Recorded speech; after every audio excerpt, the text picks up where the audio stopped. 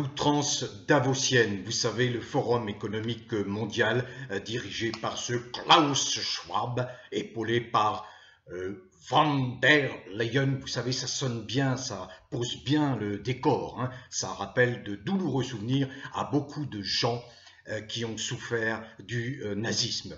Et je pèse mes mots, je pèse mes mots. Donc, cette outrance davosienne, Davos, Forum économique mondial, où 3000 privilégiés sont là, dépenses sans compter, dépenses sanctuaires, dans le luxe le plus complet, alors que des millions de gens souffrent, ne peuvent subvenir à leurs besoins. Et ces gens-là font étalage de leur puissance, de leur vision funeste pour le monde. J'ai mis deux liens qui sont très éloquent à cet égard, hein. Il faut empêcher de se nourrir la majorité des gens de la planète, et puis il faut surtout contrer la liberté de parole, la liberté d'expression. Ça, c'est le fantasme de Madame Ursula von der Leyen. Imaginez un peu la présidente de la Commission européenne non élue. Voyez où on en est.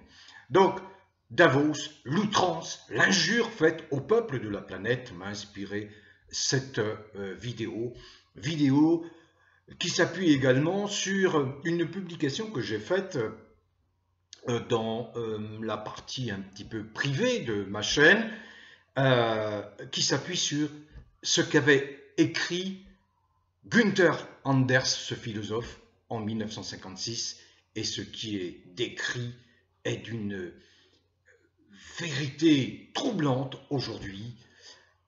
On pense à Orwell 1984, on pense effectivement à des visionnaires, mais qui est d'une troublante vérité aujourd'hui. Donc je vous laisse écouter cette vidéo qui dit ce qu'elle a à dire, qui continue à vous alerter. Soyez vous-même, ne vous laissez pas dicter votre conduite par des gens qui sont des gens sans aucun humanisme. Macron n'a aucun humanisme. Vous avez vu un peu la logorée de cette soi-disant conférence de presse qui se voulait gaulienne, mais c'est à se tordre de rire, d'un ennui mortel, rien, aucun contenu. La forme aussi bien que le fond sont complètement inexistants. Voilà, je vous laisse écouter cette vidéo. Certains ont pu découvrir sur ma chaîne les réflexions de Günther Anders, un philosophe allemand qui décrivait en 1956 exactement ce qui se passe aujourd'hui, à savoir la manipulation des masses. Ça me fait rebondir sur une réflexion personnelle qui est la suivante et qui a pris toute son importance, toute son ampleur au moment de l'émergence du mouvement des Gilets jaunes, qui était, on peut le dire, une réaction assez spontanée du peuple français, en tout cas de nombre de Français, quelles que soient leurs opinions politiques, quelles que soient leurs origines, quelle que soit leur confession. Presque instinctivement, intuitivement, la prise de conscience de ce que l'élection du banquier mondialiste Macron à la tête du pays allait nous conduire à la catastrophe. Ça a été un moment d'espoir, mais l'espérance ne s'est pas concrétisée parce que l'être humain qui arrive sur cette planète découvre assez rapidement, confronté aux autres êtres humains, confronté à la communauté dans laquelle il évolue, il prend conscience d'une chose très importante. Il a le choix entre la liberté qui impose parfois des sacrifices et la lâcheté qui souvent est bien plus confortable, qui est une posture en apparence bien plus confortable. Nous sommes aujourd'hui confrontés à ce dilemme, à savoir que beaucoup de Français, pas que les Français, beaucoup d'êtres humains dans divers pays occidentaux, puisque je pense que la prise de conscience se produit actuellement hors l'Occident, en Russie, en Chine, en Afrique surtout. Il se produit donc en France ce schisme, ce hiatus, cette fracture entre une France qui a pris conscience, souvent cette France qui a pris conscience, elle est composée de gens d'un certain âge, d'une certaine génération, peu de jeunes, lobotomisés qu'ils sont par ces terminaux numériques, en particulier par ce fameux smartphone dont ils sont complètement dépendants, dans lesquels ils ont transféré y compris leur âme. Tous ceux qui manipulent, comme le dit Günther Anders, en sont parfaitement conscients.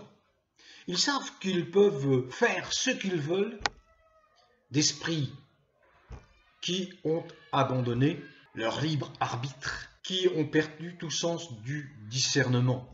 Alors voilà le problème auquel nous sommes confrontés, en particulier en France, qui a déjà vécu cela au moment de l'occupation nazie entre 1940 et 1945, où une grande partie des Français ont collaboré, par crainte, par peur, mais beaucoup par confort. On s'en remet à celui qui semble détenir la force, le pouvoir, c'est la lâcheté. Bien, nous vivons cela. On l'a vécu avec cette fausse crise sanitaire. Ça a été quelque chose pour moi d'épouvantable, qui avait vécu et qui avait dénoncé cette fausse crise H1N1 en 2009 avec la peu reluisante ministre de la Santé, Roselyne Bachelot. 30, 40, 50 millions de doses de Tamiflu avaient été expédiées en Afrique, ce que certains racistes considèrent la poubelle du monde. Et ils s'étonnent que, aujourd'hui, retour du bâton, de nombreux jeunes Africains qui souffrent de régimes complices des Occidentaux, il y en a de moins en moins, eh bien, veuillent chercher à survivre ailleurs que dans leur pays où, manifestement, la prise de conscience n'a pas encore pris corps. Ce qui n'est pas le cas au Sahel, mais ce qui ne sera pas le cas également dans d'autres pays d'Afrique, et d'ailleurs sur d'autres continents. Je disais par exemple que en Papouasie-Nouvelle-Guinée, il y a des émeutes. Des émeutes. La Papouasie-Nouvelle-Guinée, vous savez, c'est un endroit de la Terre, un endroit de la planète peu connu des Occidentaux, où vivent des peuples autochtones, les Papous par exemple, qui auraient beaucoup à nous apprendre, à nous enseigner, en particulier sur le respect de la nature, le respect des ancêtres, le respect des esprits. Günther Anders, je voulais vous donner sa vision, car elle nous éclaire à un moment où nous vivons dans l'obscurantisme le plus complet, parce que des gens friqués ont réussi à faire atteindre le pouvoir à une ultra-minorité de fous qui ont pour vue de s'en prendre aux enfants. Je ne cesserai de le dire, de le clamer. Attention, protégez vos enfants. Ce qui me narre, ce qui me désole, qui quelquefois peut même me désespérer, c'est que la classe politique ne réagit pas. Elle cautionne cette dérive contre les enfants pour légaliser la pédophilie, qui est le plus sale des crimes sur la planète. J'espère que la prise de conscience, la conscientisation, c'est un néologisme qui est apparu au cours des dernières années, la conscientisation, va faire que de plus en plus nombreux, parce que de plus en plus nombreux vont être touchés par la rage destructrice de Macron, ceux qui n'ont toujours pas compris. Mais quand ils le seront touchés, alors ils comprendront. Par exemple, le fait qu'on va bientôt interdire aux gens de devenir propriétaires. Par exemple, le fait que, j'en ai parlé dans une récente vidéo, Macron interdit l'usage privatif de la pluie qui tombe, alors que bientôt il va interdire de respirer l'air qui nous entoure. Mais on en est là, vous n'en êtes pas conscient. La conscientisation, c'est cela. Je voudrais vous dire, exprimez votre vie. Vous êtes maître de votre vie. Vous seul êtes maître de votre vie. Ne laissez personne d'autre exprimer la vôtre. Personne d'autre ne doit penser, réfléchir à votre place. Vous êtes unique dans l'univers. C'est ce qui fait de vous une entité à part et à part entière dans la multitude des êtres humains. La multitude, c'est ce qui fait la richesse de l'humanité. Voilà pourquoi je m'oppose avec la plus grande force aux xénophobes et aux racistes qui sont aujourd'hui malheureusement légion en France. Des gens probablement à qui il manque des clés de compréhension de la vie. Ne rejetez personne donc, sauf les agents du mal. Ils sont pléthores, ils sont nombreux, ils sont partout. Ceux-là, il faut les combattre sans merci, sans relâche, sans jamais dételer. Autre chose, nul n'est supérieur à vous au prétexte que celui-là ou celle-là afficherait une bardée de diplômes qui la poserait pour l'éternité comme être élite et supérieur. L'eugénisme. Tout ça ne repose sur rien, sur absolument rien. Certains, à certains moments, en particulier Napoléon Ier, ont institué des cursus, des formations, le bac, etc., mais qui s'inscrivent dans un système dont la vocation est de produire des élites, ces élites ayant pour mission, justement, de pérenniser ce système, de conforter ce système. Est-ce pour autant que ces gens, bardés de diplômes, sont intelligents? Pas du tout. Beaucoup sont de grands sots. Il y a énormément d'autodidactes qui ont réussi des choses extraordinaires, saluées même par des prix Nobel pour certains. Alors que ceux qui sont bardés de diplômes sont simplement mieux adaptés, ont des structures mentales mieux adaptées au système d'enseignement, au cursus imaginé pour faire perdurer des systèmes de gouvernance qui n'ont rien à voir avec des systèmes soucieux d'un vivre ensemble harmonieux. Certains ont les structures mentales pour faire de longues études. Sont-ils intelligents pour autant? Pas du tout.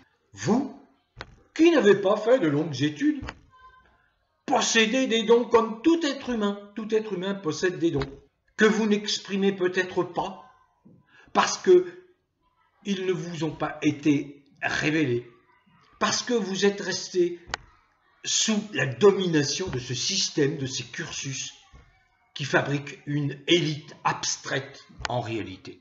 J'aime l'intellectualité, mais je déteste son parasite qui est l'intellectualisme, c'est-à-dire de pseudo-intellectuels. Ces pseudo-intellectuels qui parasitent, qui polluent la vie publique aujourd'hui. Le wokisme, oh, c'est un mot dont j'ignorais l'existence il y a encore quelques mois, est le moyen qu'une ultra-minorité friquée ont imaginé, c'est-à-dire la licence, l'autorisation de faire tout et n'importe quoi, surtout à leur profit, à leur propre satisfaction, pour satisfaire leurs fantasmes les plus délirants. Mais derrière ce wokisme se cache une intention criminelle, et j'y reviens. C'est la légalisation de l'un des crimes les plus odieux, si ce n'est le plus odieux, qui soit la légalisation de la pédophilie. La pédophilie, ne vous y trompez pas, que certains qui souffrent de complexes d'infériorité par rapport à ceux qui, au contraire, souffrent de ce complexe de supériorité sans aucune raison, parce qu'ils n'ont rien de supérieur. C'est les eugénistes qui s'imaginent supérieurs. Et je rappelle à dessein que le régime nazi, l'idéologie nazie repose sur l'eugénisme, défendu par ces transhumanistes, les Laurent Alexandre, etc. Laurent Alexandre, grand copain d'un dénommé Roussel qui dirige le Parti communiste. Laurent Alexandre, grand copain d'un Macron. Alors je vous dis à vous, gens humbles, vous êtes tout aussi intelligents et intéressants et précieux pour l'humanité que ces pseudo-élites. Ils ne sont élites que parce que ce système a inventé les conditions, le conditionnement pour qu'ils soient considérés comme des élites. Mais ils n'ont rien d'élite, absolument rien d'élite. Envoyez-les seuls dans le désert, vous verrez à côté d'un bédouin modeste qui sauvera sa peau. Est-ce que ce sont ces élites ou est-ce que ce sera le bédouin modeste? Bien sûr, vous connaissez la réponse. Alors ils peuvent faire étalage de leurs diplômes, mais ces diplômes qui ne sont que l'expression, la traduction d'un système de pensée, de gouvernance, un système qui vise, comme le dit Gunther Anders, à asservir des gens qui sont dans l'obscurité. Vous avez une valeur, prenez-en conscience. Bien plus de valeur que le nombre de soi-disant hyper diplômés qu'on nous sert en permanence pour nous rabaisser. Bon vent à tous. Continuez à cultiver le bien-être. Continuez à vivre des joies simples. Additionnez-les. C'est cela qui vous fera vous sentir bien dans la durée. Ne vous laissez pas impressionner par les pseudo-beaux discours, les discoureurs, ces discours vides, ces gens qui se payent de mots en permanence pour vous impressionner. Laissez tomber ça, soyez vous-même, exprimez votre vie et soyez ouverts aux autres. Vivez dans l'altruisme, car c'est en étant ouvert aux autres que l'on peut se sentir bien dans sa propre vie. Bon vent à tous, prenez soin de vous et portez-vous bien.